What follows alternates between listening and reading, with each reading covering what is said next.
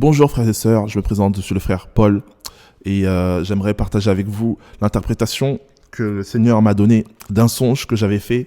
J'avais fait une vidéo qui était « Une guerre arrive ». J'avais vu une base militaire, le son d'une trompette et des soldats se mettre en état de guerre.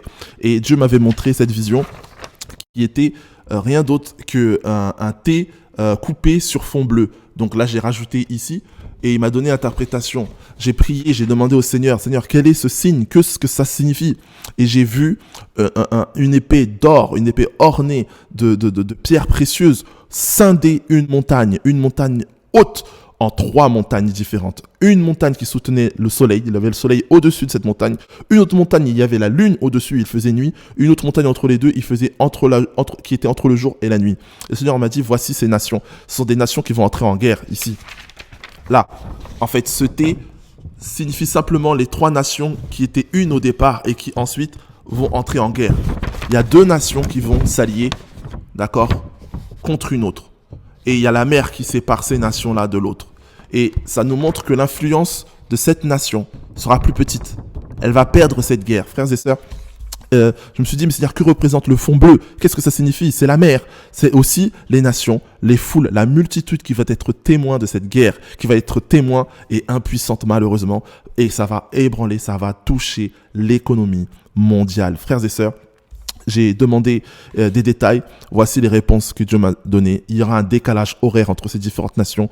Lorsque ce sera le jour, dans une nation, ça sera la nuit dans l'autre. Et dans l'autre nation, ça sera entre les deux.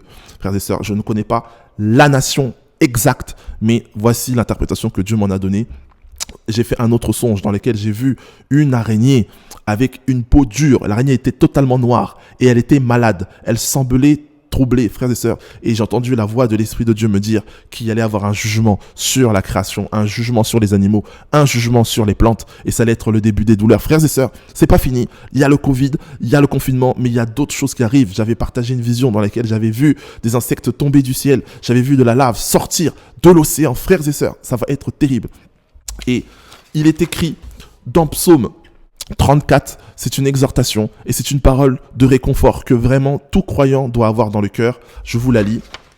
Psaume 34 au verset 4, il est écrit « J'ai cherché Yahweh et il m'a répondu. Il m'a délivré de toutes mes frayeurs. Quand on tourne vers lui les regards, on est rayonnant de joie. Et le visage ne se couvre pas de honte. Quand un malheureux crie, Jéhovah, Yahweh entend et il le sauve de toutes ses détresses. Frères et sœurs, il n'y a une seule solution, il n'y a qu'un seul vaccin, il n'y a qu'un seul remède face au coronavirus, face aux plaies qui arrivent, face à la guerre. C'est la foi en notre Seigneur Jésus-Christ. C'est le fait de se tourner vers Dieu, c'est la repentance. Le monde a besoin de repentance, frères et sœurs, croyez-le, ces choses-là arrivent et elles sont terribles. Priez seulement, partagez cette vidéo, vraiment partagez, afin que la connaissance puisse grandir, afin que les saints, ceux qui craignent Dieu, puissent être avertis de ce qui arrive et qu'ils se préparent. Préparons-nous, frères et sœurs, comme je l'ai partagé dans une autre vidéo. Excusez-moi, nous sommes aux portes de la grande tribulation, nous sommes au début de la tribulation. Maintenant, le vaccin arrive, ils veulent forcer les gens à se faire vacciner, ils veulent restreindre les libertés de ceux qui ne le font pas. Ils influencent par les médias, la culture, ils veulent imposer le nouvel ordre mondial, c'est la fin du monde. Frères et sœurs, vraiment, craignez Dieu, remplissez-vous de l'esprit, Jésus revient bientôt, soyez forts, soyez courageux, méditez vos Bibles, priez jour et nuit, on n'a plus le temps. La séduction est trop grande, frères et sœurs. La séduction est devenue trop grande. Soyez bénis.